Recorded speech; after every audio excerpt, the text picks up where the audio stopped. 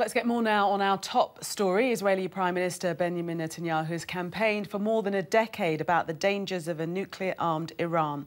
And tonight he praised Donald Trump's leadership in withdrawing from the deal. And I'm joined now from Jerusalem by Israel's Education Minister, Naftali Bennett. He's also leader of the right-wing Jewish Home Party. Good evening to you. What did you make of President Trump's address at the White House earlier today? This was a bold and courageous decision of President Trump that's going to make the world much safer, because effectively it's going to put a stop to the nuclear arms race that was beginning to develop in the Middle East, the most dangerous region in the world. This is very good news for the free world.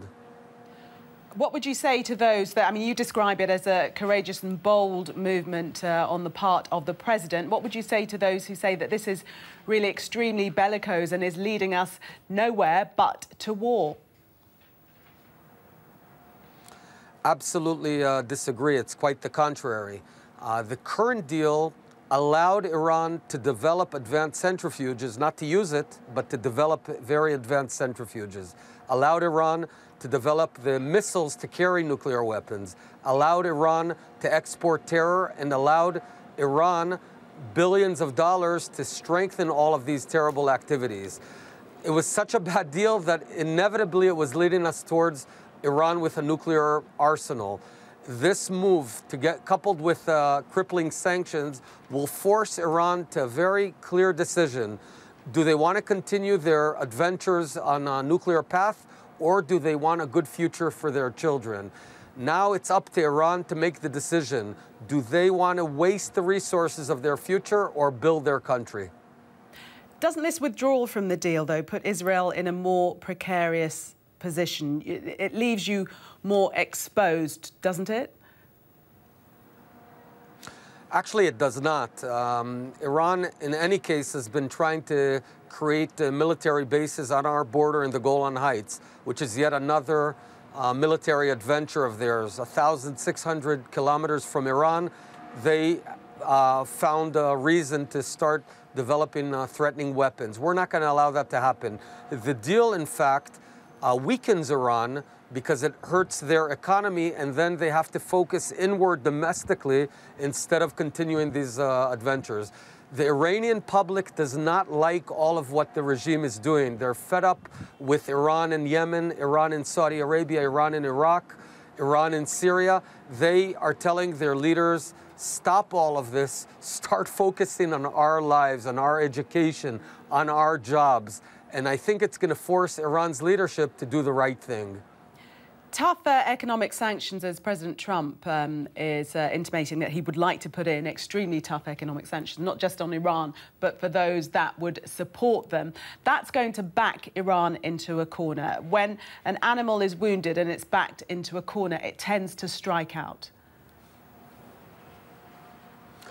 In theory, that may be the case, but Iran is led by people who are very adroit. They are very radical, but they're not stupid. And they understand that if they want to continue all these wars in the region, continue killing people, helping Syria kill 500,000 of its civilians, it's just going to exhaust itself economically. And they understand that it's a time of reckoning. They need to make a decision. And I think their public now understands that their leadership has pulled them away. Benjamin Netanyahu said in his speech that the deal saw Iran's aggression multiply day by day. Do you really think that that aggression will decrease now? It'll take time, but the answer is yes. History has taught us that when you fight an aggressor that's developing, if you do it and you nip it in the bud early on, which is what we're doing right now, you can actually stop it. If you prefer to enjoy and elude yourself into false sense of security, which was what the deal did, we'd be meeting a very powerful Iran 4 or 5 years down the road. And today, we looked at reality as it is, and it's a tough reality, and we said, and President Trump said, I'm not going to allow that to develop. I believe that it's 90 to 180 days before any sanctions come into play. And towards the end of his address, President Trump did say that he was almost extending a hand. A deal could be done. Is that your preferred option? Is negotiating your preferred option? And do you think it's possible? Absolutely. A deal that would stop Iran's development of missiles. A deal that would stop Iran's R&D on advanced centrifuges. That would stop Iran's export of terror. That's all we want. If they stop those three activities, that's the right deal that should have been done to begin with, and that's something that Israel would vehemently support. Naftali Bennett, thank you very much for speaking to us, Israel's education minister there. Thank you.